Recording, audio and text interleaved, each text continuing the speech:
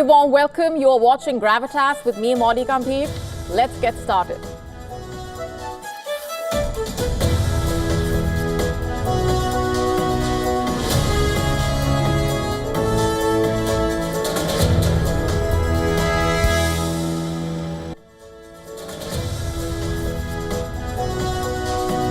Our top focus tonight on Gravitas, we are getting you the latest on the Russia-Ukraine war, the updates from the battlefield, and we are telling you how Ukrainian drone pilots are now being rewarded with points for every enemy hit.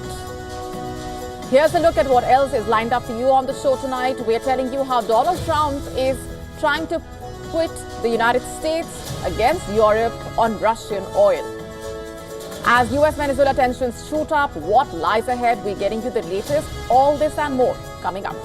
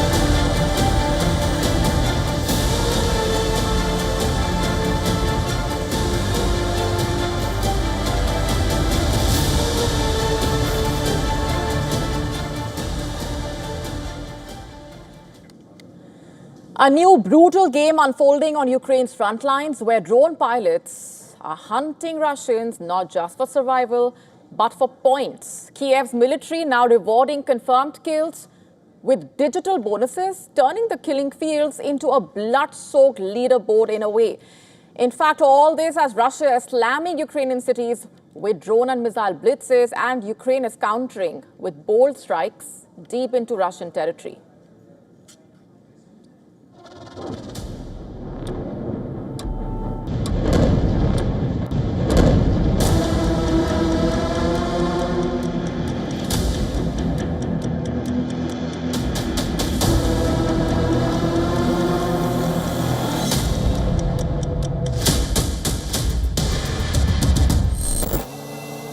A pulse-pounding revolution in warfare.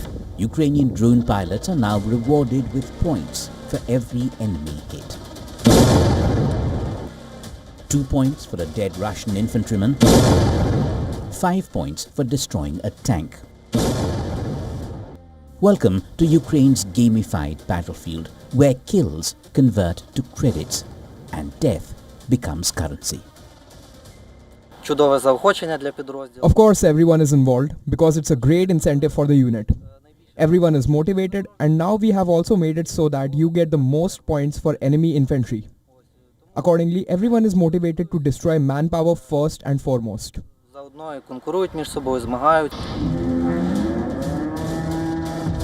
Ukraine is under heavy Russian assault. Its cities are crumbling. Russian missiles and drones are raining day and night. Russia has also increased the heat on the ground. Kyiv says over 100,000 Russian soldiers have launched a new offensive to capture Pokrovsk. The front lines are also receding elsewhere too. Ukraine, on the other hand, is running short of weapons and soldiers. In such desperate times, Ukraine's Army of Drones bonus platform allows soldiers to convert battlefield successes into points that can be redeemed for equipment. But there's a chilling catch. No video footage, no points. Drone operators must film their kills to cash in. На першому етапі The idea behind this program is that in the first stage, we started awarding a certain number of bonuses or points for each enemy hit, tank destroyed or damaged, Russian enemy infantry killed or wounded, and aircraft or helicopter destroyed. It's something like tokens or coins. But this gamification of war is raising questions. The Ukrainian soldiers also have an unusually intimate view of the horrors playing out on the battlefield. Well, it really is like a game. But one thing bothers me about this game. You can't save your progress. You can't press F4 and say, okay, I'll start the mission again from this tree. This isn't a game, it's war. If you lose, you can't start the game over.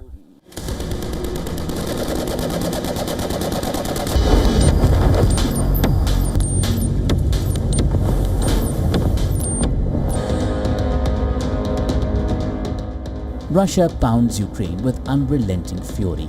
In the last week alone, the Kremlin launched over 2,000 drones and more than 100 missiles, torching power grids, homes and rail lines. Dozens of Ukrainians have died in Kyiv, Zaporizhzhia and beyond.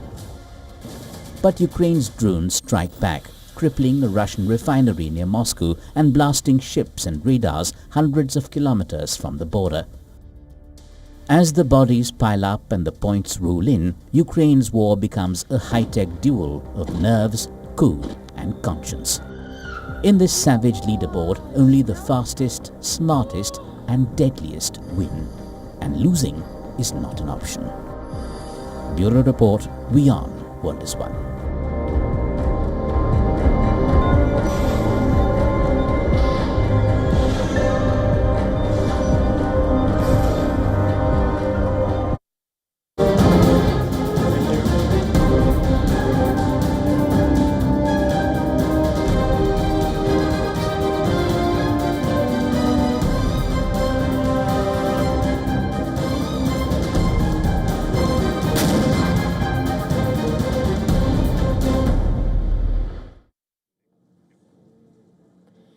Switching gears for now, US President Donald Trump is driving a wedge through NATO on Ukraine, on Russia, on India and on China.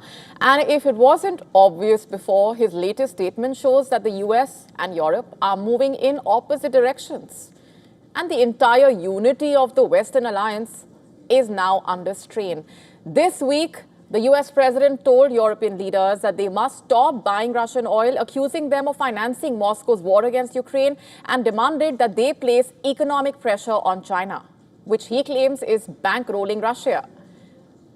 Donald Trump made the comments during a call with the Coalition of the Willing that was convened by the French President Emmanuel Macron to discuss security guarantees for Kiev, as the war in Ukraine is in its fourth year now. But instead of reinforcing Europe's efforts, Trump took an aim at them. He highlighted that Russia earned over 1 billion euros from EU fuel sales last year. What he did not mention, though, was that most of Europe banned Russian crude and fuel in 2022 and 2023, still a reliable leader.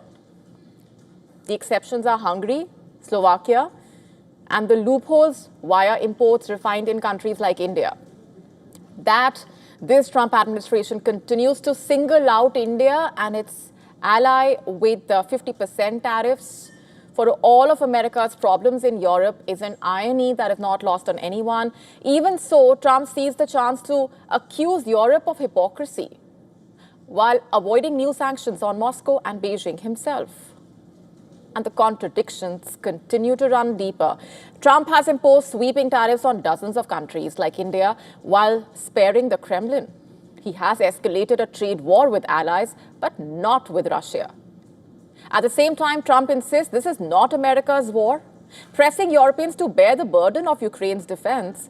According to reports, in fact, following the call with Trump on Thursday, the French president said 26 countries have promised to contribute to a potential peacekeeping force if a ceasefire deal is finalized, though US support for security guarantees is being seen as central to lending the Europeans' actions credibility. Macron acknowledged as much on Thursday. saying that alongside strengthening Ukraine's armed forces and deploying European troops to Ukraine, the third component of Ukraine's security guarantees ought to be an American safety net. But Trump refuses to commit. Instead, he has used the issue of Russian oil purchases to question Europe's resolve, while conveniently sidestepping his own reluctance in a way to deal with Russia directly.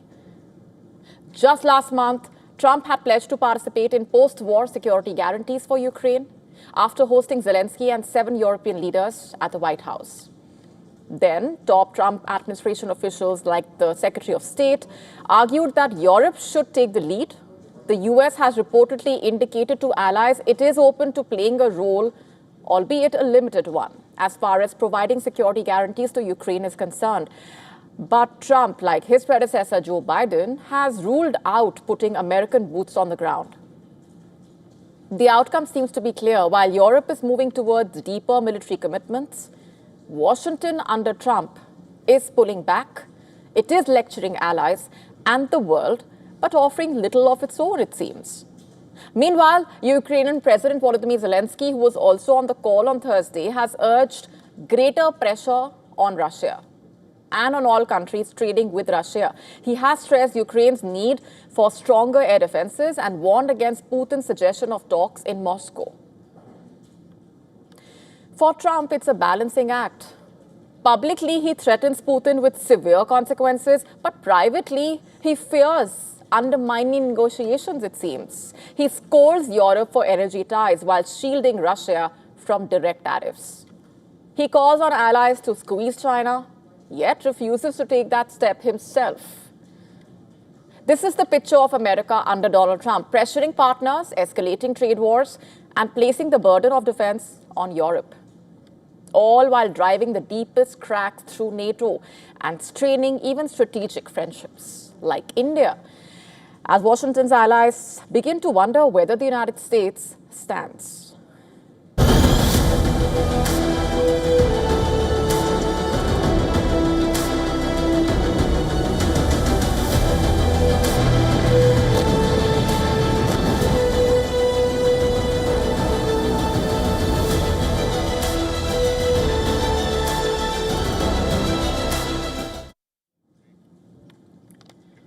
India has unveiled its most ambitious defense upgrade since independence.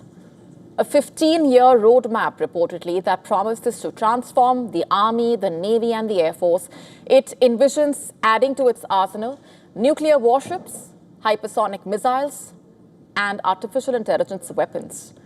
And the plan comes just months after the Pahalgam terror attack and Operation Sindoor, and signals a massive shift. Billions of dollars are to be invested to strengthen India's military for the next generation of warfare. The roadmap provides a blueprint for over 200 weapon systems and technologies that will be taken up by the defense industry on research and development priorities, so that indigenous innovation and self-reliance in defense take center stage. The Indian Defense Ministry's plan is basically putting emphasis on adapting to the evolving nature of warfare, with a strong push towards multi-domain operations spanning land, sea, air, space, cyber realms. Prime Minister Modi has also highlighted the Sudarshan Chakra mission within this plan to target the development of an indigenous aerial defense system by 2035. Let's start off with the Army. It stands to gain significantly from the plan. Its modernization includes inducting over 1,800 main battle tanks, 400 light tanks, hundreds of drones, precision artillery systems, a decisive move towards networked, automated ground warfare, all tailored for diverse terrain, reportedly. Like the remote, treacherous mountain regions of the Himalayas, Ladakh, the upgrades will create networked and automated ground forces capable of precision operations in challenging environments. And then there are the naval priorities.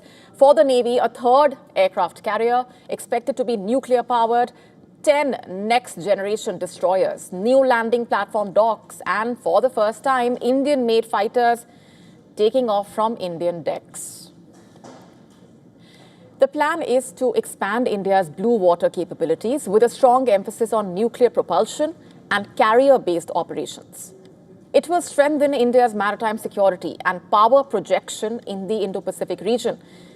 The vision for the Indian Air Force includes stratospheric airships, combat drones, laser weapons, directed energy systems. There will be tools designed to not only dominate the skies, but also to protect against swarms and electronic attacks.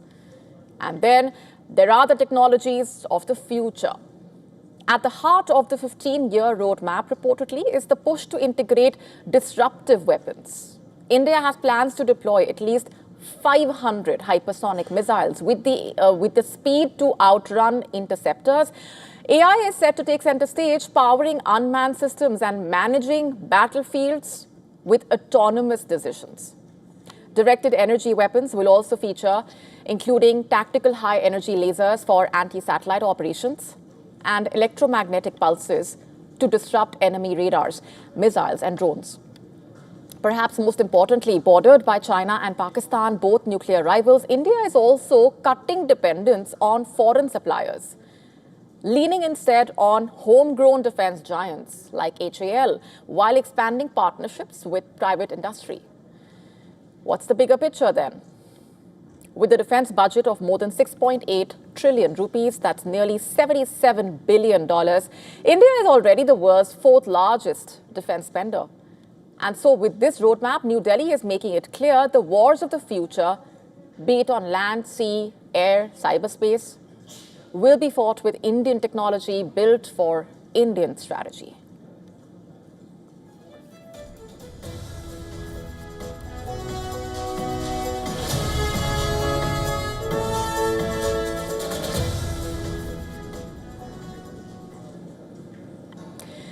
The US is sending 10 F-35 fighter jets to Puerto Rico as part of President Trump's vow to crack down on drug cartels in the Caribbean.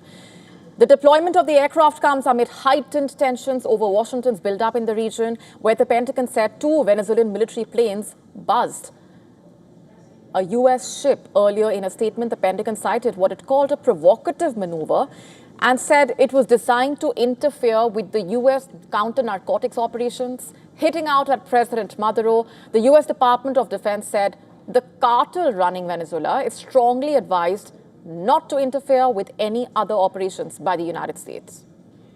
US media reported that 2 Venezuelan F-16 fighter jets flew over the US Navy guided missile destroyer in the Caribbean Sea. The US official cited in the report said the US warship did not engage. This comes days after the US had struck a purported drug smuggling vessel in the Caribbean Sea. It said was headed from Venezuela, killing all 11 people on board in a strike that drew criticism at home and abroad over the apparent killing of civilians.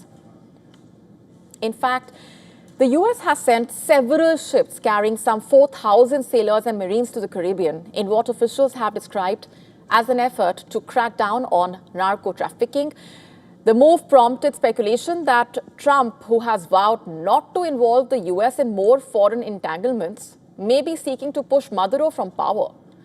Earlier on Thursday, Maduro went on state TV and called on all military reservists and more than 10 million militia members to mobilize to their local communal offices. The flyby came the same day, by the way, that the US Secretary of State visited Ecuador on a trip aimed at rallying support for the US pressure campaign.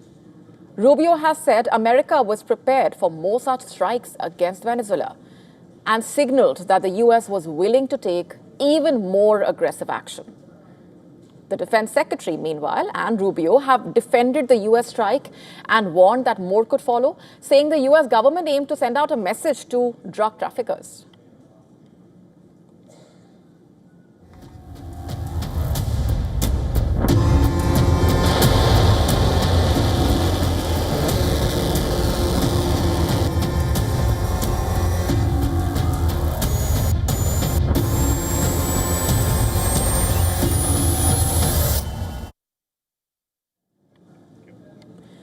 A critical energy crisis looms as the world stares at a shortage of uranium, the lifeblood of nuclear power. Global demand is skyrocketing, mines are running dry, and a nuclear renaissance risks running aground before it even starts. From the US, Europe and Asia, governments and investors scrambling to secure supplies as prices soar and energy security is put to the test. In the race to decarbonize, the planet is turning to nuclear energy at a breakneck pace. Over 70 gigawatts of new nuclear power plants are under construction, with more than 40 countries vowing to ramp up atomic capacity for the clean energy future. But as the industry surges, a new threat is emerging. The uranium that fuels these reactors seems to be vanishing from the global supply chain. The numbers are stark. By 2030, uranium demand for reactors is tipped to jump nearly 30% and double by 2040, while mine supplies could be slashed in half. Traditional top producers like Kazakhstan and Canada are cutting output. New mines face years of delays just to break ground. Even the US, once a uranium giant, now scrambles to produce just 1 to 2 million pounds against 50 million pounds of demand.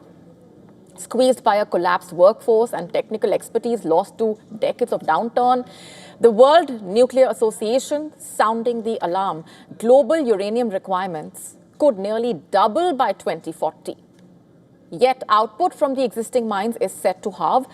Again, there is no quick fix. Opening a new uranium mine takes 10 to 20 years from prospect to production. A dangerous gap is wide open. Geopolitical fault lines deepening the crisis. With Western countries seeking energy independence from Russian gas, they are ironically becoming more reliant on a nuclear fuel market, where key players like Kazakhstan are increasingly pivoting their supply east to China and Russia. It's a high-stakes chess match for atomic supremacy, while the West scrambles to secure its own future against an unseen, aggressive competition. The uranium shortage is not just an energy problem, it's a strategic vulnerability after all, with global shockwaves. Here's a quick look at what else is lined up for you on the show tonight. Getting you the latest on the monsoon havoc in India with different parts impacted.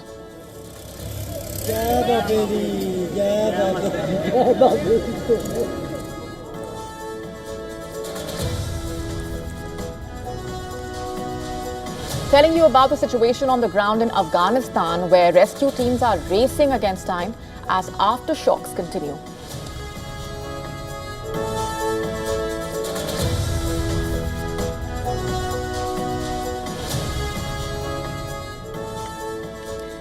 What lies beneath the Mars surface? We tell you what NASA's seismic detective work has revealed. You don't want to miss this. All this and more coming up.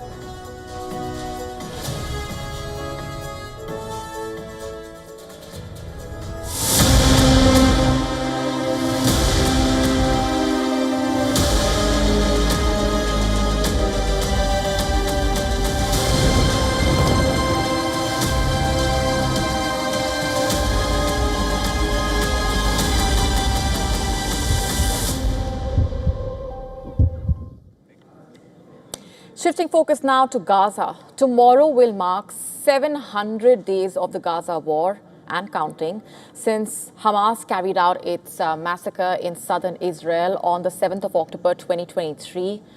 In fact, over 63,000 Gazans have been killed reportedly since. And the figure climbs with fresh attacks reported almost every single day. Aerial footage showing a group of Israelis gathered in Tel Aviv with a giant sign on the ground reading 700 SOS. Relatives of the captives still held in the Palestinian territory and their supporters are planning further demonstrations demanding that the 20 hostages still alive are returned soon. Many, in fact, gathered outside the residence of the Israeli Prime Minister demanding an end to the war. Protests also set to take place in other parts. Israel is also setting up a display on the shores of the Mediterranean opposite the US consulate in Tel Aviv, in solidarity with the hostages. A direct call to President Donald Trump. Mr. President, you are the greatest negotiator in the world. Two sides have placed proposal on the table to end the war and bring all the hostages home. I implore you, gather them all around your table. Lead the negotiations yourself. Only the greatest negotiator in the world can end this war and bring everyone home. However, Israel is hell-bent on continuing with its Gaza offensive, claiming that 40% of the Gaza City territory has come under its control. Israel bombed neighborhoods, killing nearly 30 in Gaza City alone.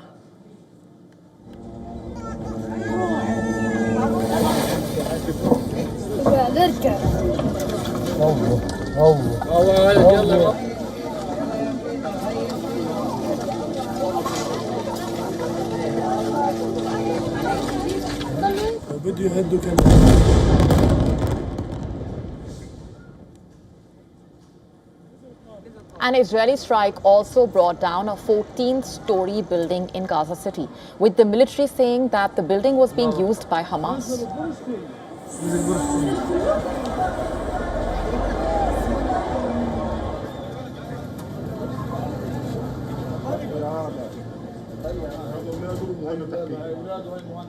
Palestinians mourn the loss of loved ones killed in the Israeli strikes that also hit homes and tents.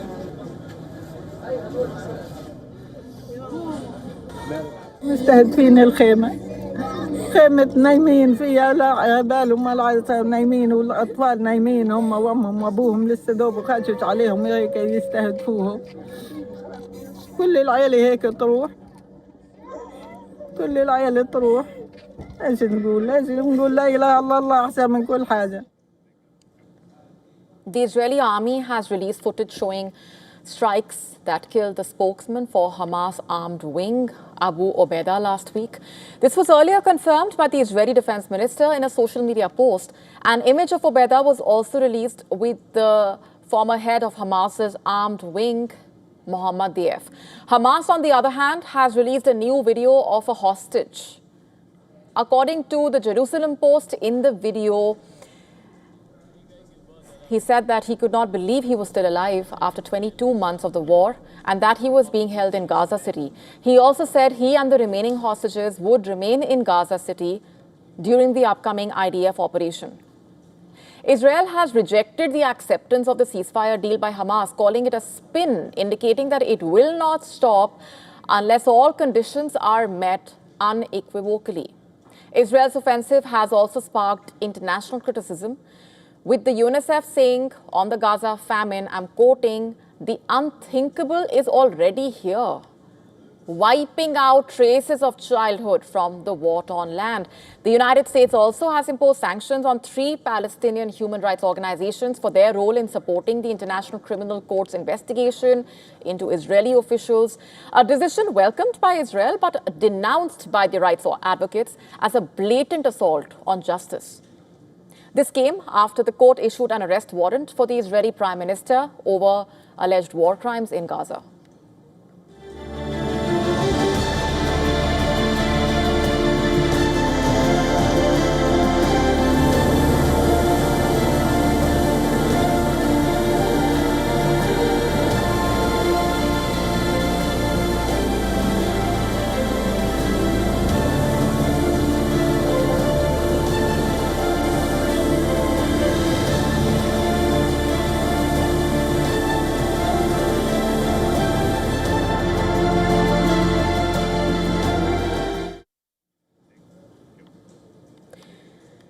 Parts of North India in the thick of one of the longest and most challenging monsoon spells in a while. Continuous rainfall has brought widespread flooding and landslides to different parts. In fact, the past 2 weeks have been the wettest for North India in over 14 years, worsening an already difficult situation. In Punjab, officials from the Disaster Management and Rehabilitation Department reported that between April 1 and August 31 this year, 79 people have lost their lives, 115 have been injured. The floods have hit some districts particularly hard. Gurdaspur recorded around 1.45 lakh people affected. Amritsar over 1.17 lakh. Firozpur nearly 39,000. In fact, some areas have seen heavy losses with 43 deaths confirmed and 3 people still unaccounted for. Rescue and relief operations are underway with the Army, the Air Force, BSF, NDRF, several NGOs working together to provide help. The Satluj River has overflowed into villages in Patiala and Jalandhar, adding to the burden on the communities already displaced. Himachal Pradesh, meanwhile, has recorded the highest number of casualties so far. Since the monsoon started on June 20th, the state has reported 343 deaths. According to the State Disaster Management Authority, of these, 183 deaths were caused by landslides, flash floods and lightning, while 160 people have lost their lives in road accidents linked to difficult weather conditions. The Indian Union Territory of Jammu and Kashmir has also been badly affected, with 124 people losing their lives in rain-related incidents. Rescue and relief teams are still operating in the affected districts, where the overflowing rivers and frequent flash floods in the hilly areas continue to create serious challenges. For more on this, Idris Lone getting us this report. Around 10,000 people have been moved from their houses in different locations across the Kashmir Valley after there were 2 breaches, one in Shalina and another in Zonipora in central Kashmir's Budgam district, as well as in South Kashmir's Pulwama district. We are right now standing at Shalina, where there was a breach yesterday, and due to that, as you can see, the whole area close by got flooded. There are commercial properties, residential properties in this area which have been completely inundated. As you can see in your visuals, the water still gushing in with speed into these areas. Now this water has started going into Srinagar as well. Parts of Srinagar city closer to the national highway bypass area have started getting inundated as well. People have been asked to stay alert. Although the water level in the main tributary river Jhelum has started coming down, and the Met Department says because the weather is dry, it will come down further. But this breach that took place in the Budgam as well as in Pulwama district has led to flooding in many residential areas across the Kashmir division, and people have been asked to stay at safer places, while as rescue and relief operations by the government are being carried out at multiple locations. With video journalist Feroz, Idris Lone for WION World is One. Shifting focus now to Thailand, where days after the country's constitutional court ousted the Prime Minister, Shinawatra, the Thai parliament has confirmed the right-wing tycoon Anutin Charnvirakul as the country's next Prime Minister. In fact, Anutin won 311 votes, securing a comfortable majority of 492 MPs in the National Assembly's lower house. His victory marking the end of the party's grip over Thailand's top office under the powerful Shinawatra dynasty. แต่งตั้งผู้เป็นนายกรัฐมนตรีแล้วท่านประกรณ์วุฒิเห็นยก 58-year-old Anutin has previously served as the Deputy Prime Minister, Interior Minister, Health Minister of Thailand, a construction magnate and a staunch royalist. He shot to fame globally when he delivered on a promise to legalize cannabis in the year 2022. In fact, Anutin and other Thai health officials were seen dancing ahead of a news conference in 2019 to unveil the first batch of cannabis oil for hospital distribution, which became a huge viral hit in the country.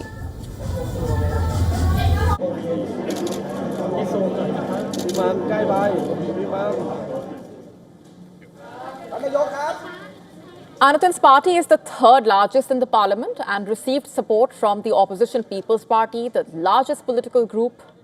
Anutin has vowed to dissolve the parliament within 4 months and call a general election. Once an office holder in Thaksin's party, Anutin was banned from political activity for 5 years. When the party was dissolved in 2007, he returned as leader of the centre-right party, whose third place finish in 2023 was their best showing in a general election. Anutin pulled the party out of the coalition with the Pheu Thai party after the leaked call with Cambodia's former leader.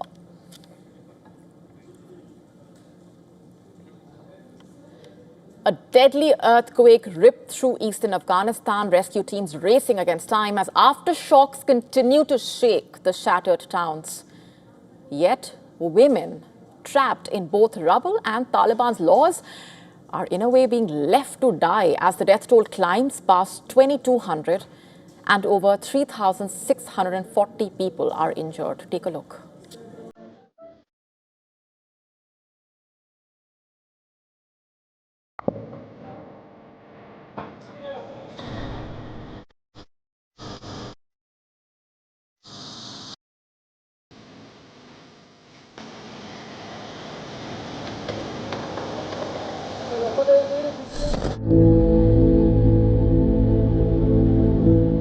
The ground shook. A powerful magnitude 6.2 quake struck deep in the Hindu Kush, rippling villages to pieces. The air is thick with fear as survivors relieve the quake that struck the villages, describing panic, darkness, and heart-stopping tremors that refuse to let up. Dust filled the air. Everything went dark, and I could not understand what was happening. I rushed toward the door to open it, but I couldn't because it was stuck due to the earthquake. I found the way to see my family, and I saw a room was collapsed and they were buried under it. My brother is dead. My sister-in-law is dead. 2 of my nephews are dead. I have lost all of my family. I am the only one left. My old father and my little niece who is sick, and I sent her to Nangarhar for treatment. Then came the aftershocks. Relentless jolts of 5.2 and 5.4 magnitude that shattered fragile hope and triggered fresh landslides. Terrified survivors huddle under broken walls, watching the sky near inaccessible ravines. The danger of rockfalls, water flowing down from the mountains, and earthquakes, along with fear of God, has left us shocked and distressed. We experience 8 to 10 earthquakes a day, occurring every 10 to 15 minutes. Through the chaos come stories of desperate searches. Men clawing through debris by hand. Emergency crews trekking miles through mountain passes.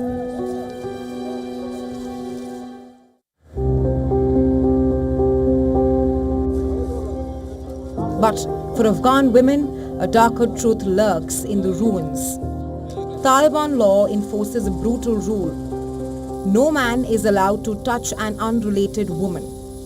That rule, which may seem archaic to most of us in the outside world, is perhaps a diktat which cannot be broken even in such desperate times.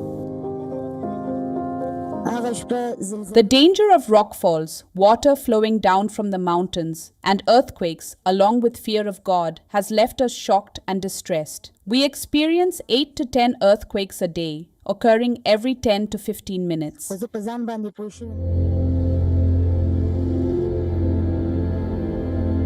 In empty streets and mountain villages, aid is running out.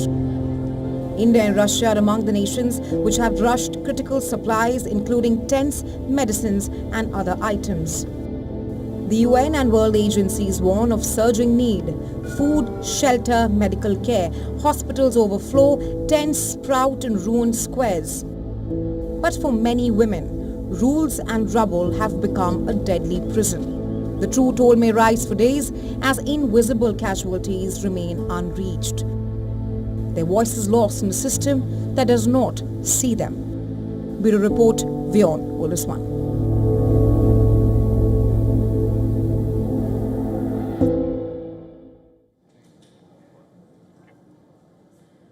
A deadly and all too familiar shadow has fallen over Central Africa. In fact, the Democratic Republic of Congo has declared a new outbreak of Ebola, with at least 15 people already dead. In a country pushed to its limits by conflict, health teams are now in a desperate race to contain one of the world's most feared diseases. Ebola is a fever born from a virus. It is transmitted to humans from animals. Fever, muscle pain, vomiting, diarrhea. A cruel progression leads to internal bleeding, organ failure. It spreads through blood and bodily fluids, not by air. Patients remain infectious once symptoms appear. in fact, making rapid isolation vital. For the DRC, in fact, this is alarmingly familiar terrain. Ebola has struck repeatedly, 15 outbreaks since the year 1976. Violence, poverty, mistrust, making containment brutal and difficult. Health workers facing danger, local communities resisting, supplies running short. This fragile system fraying under each crisis.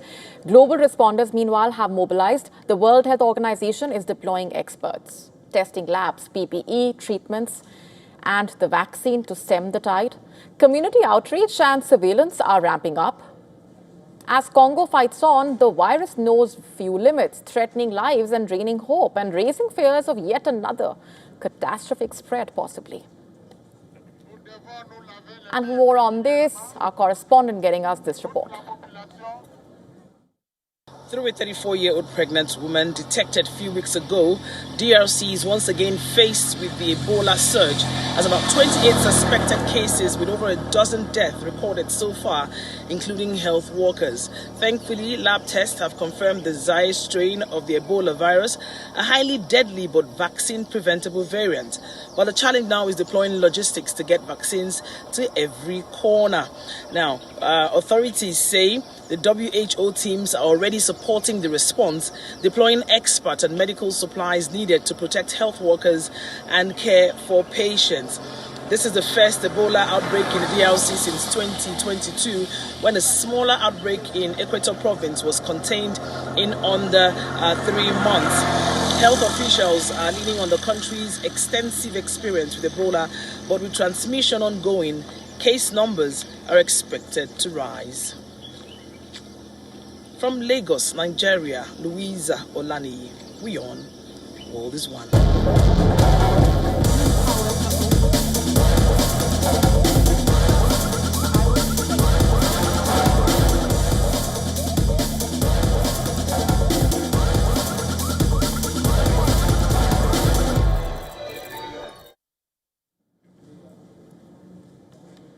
A political storm has erupted in the UK once again.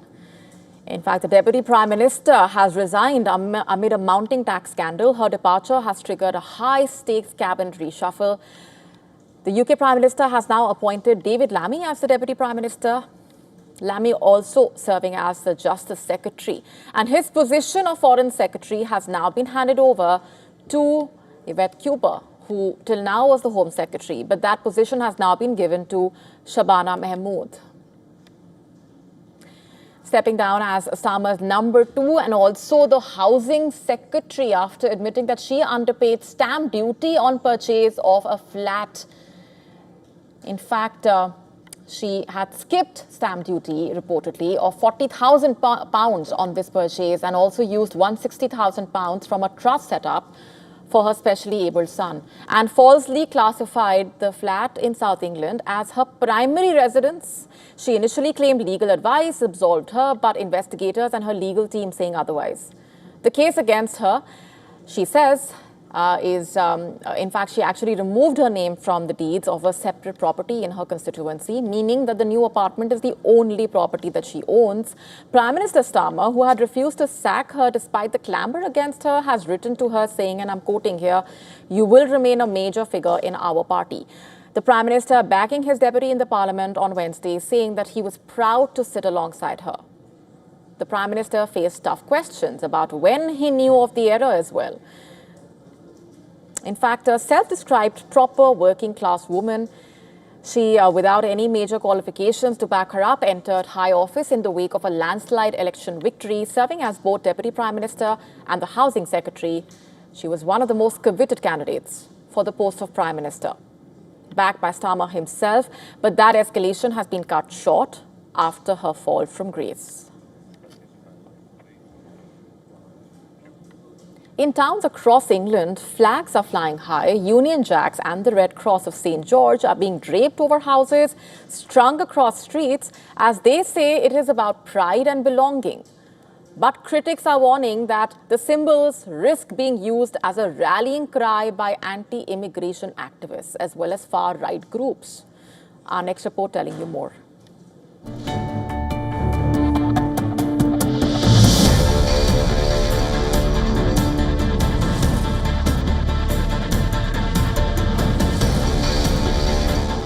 these immigrants that keep coming over, they've just taken over and it's wrong.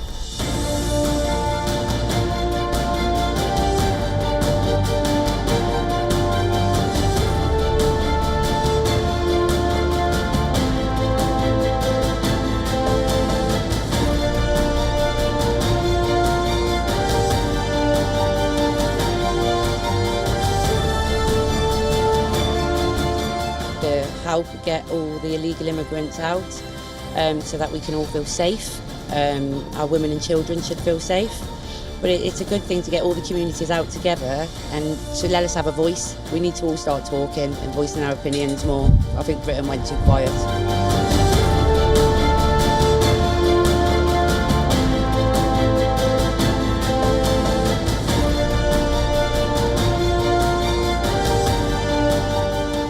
I've had enough of the people coming over on the boats and going straight getting everything when the older generation getting nothing.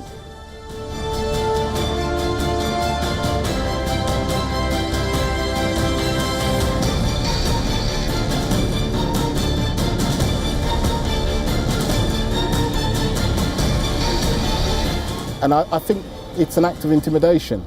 It's not an act of celebration. Mars has been hiding a dark secret beneath its surface for 4.5 billion years. And now NASA's detective work revealing the red planet devoured massive chunks of ancient worlds in cosmic collisions that shook the solar system. Our next report telling you how Mars quakes expose a lumpy, scarred interior that tells us more about the story of our next door cosmic neighbor.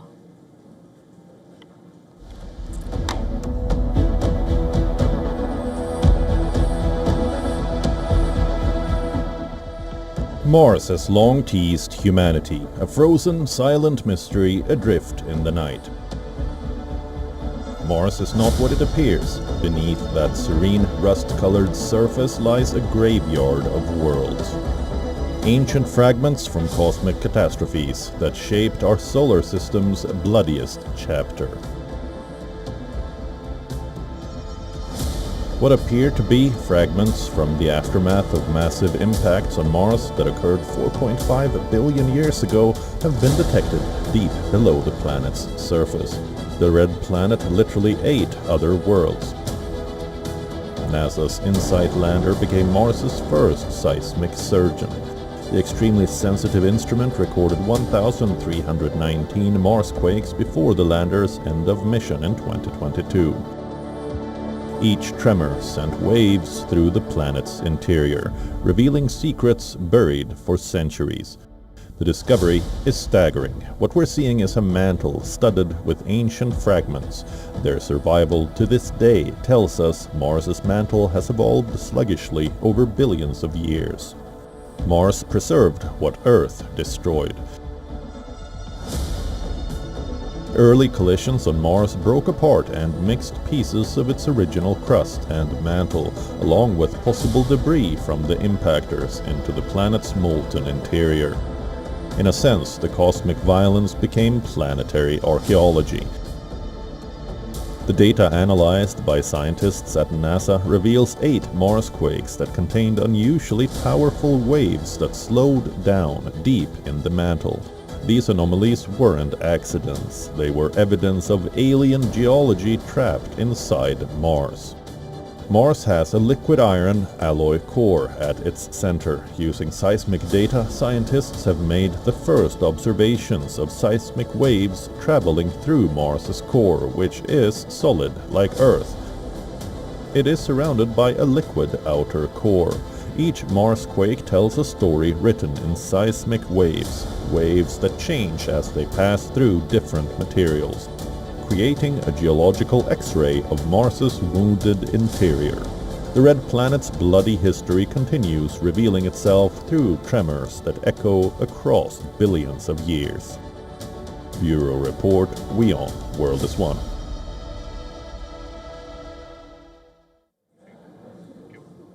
The upcoming US jobs report has become more than just an economic update. It is now a political flashpoint.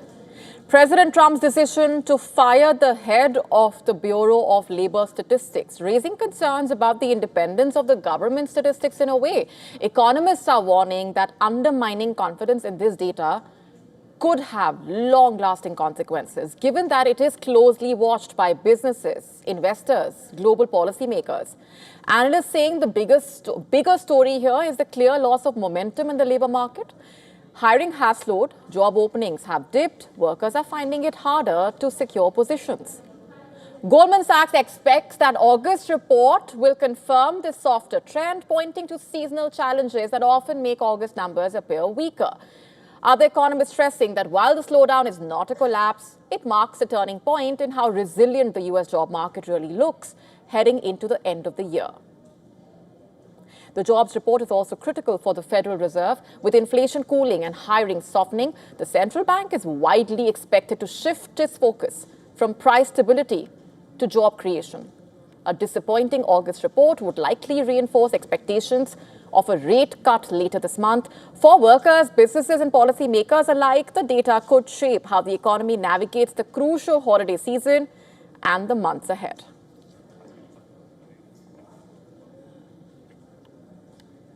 In Chile, 9 penguins were released back into the wild after months of rehabilitation at a rescue center. Some had been found with oil contamination, but now they are swimming free again. Take a look.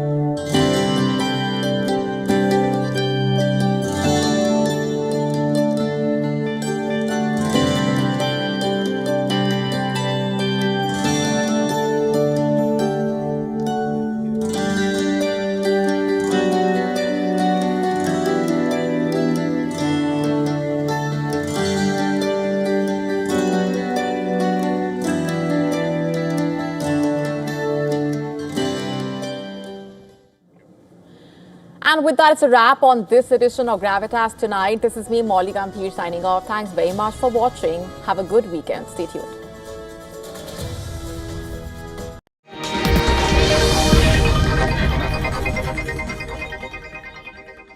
WION, India's global voice. The channel that brings you the biggest stories from across the world through India's lens.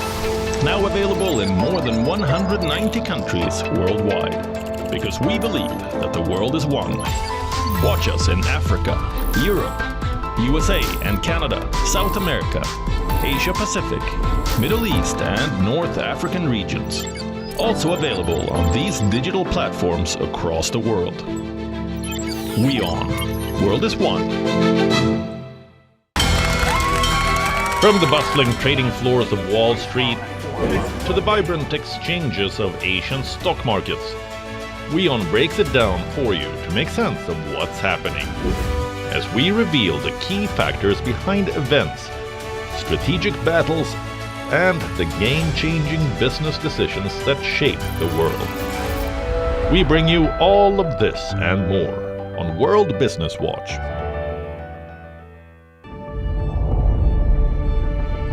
The Earth is sending distress signals. Wildfires, droughts, and melting glaciers. Can we reverse the damage?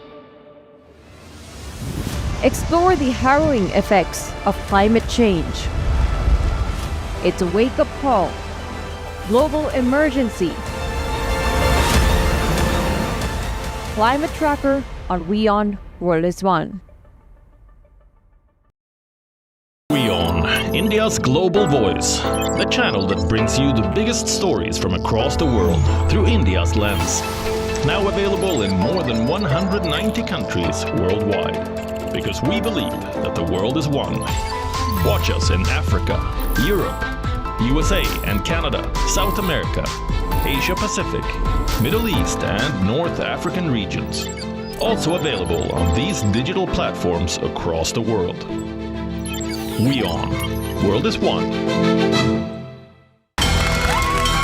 From the bustling trading floors of Wall Street to the vibrant exchanges of Asian stock markets, WION breaks it down for you to make sense of what's happening, as we reveal the key factors behind events, strategic battles, and the game-changing business decisions that shape the world.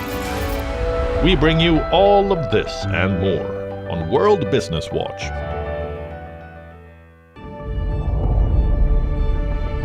The Earth is sending distress signals. Wildfires, droughts, and melting glaciers. Can we reverse the damage? Explore the harrowing effects of climate change. It's a wake-up call. Global emergency. Climate Tracker on WION World is One. WION, India's global voice, the channel that brings you the biggest stories from across the world through India's lens. Now available in more than 190 countries worldwide. Because we believe that the world is one. Watch us in Africa, Europe, USA and Canada, South America, Asia Pacific, Middle East and North African regions. Also available on these digital platforms across the world. WION. World is one. From the bustling trading floors of Wall Street to the vibrant exchanges of Asian stock markets, WION breaks it down for you to make sense of what's happening, as we reveal the key factors behind events, strategic battles, and the game-changing business decisions that shape the world. We bring you all of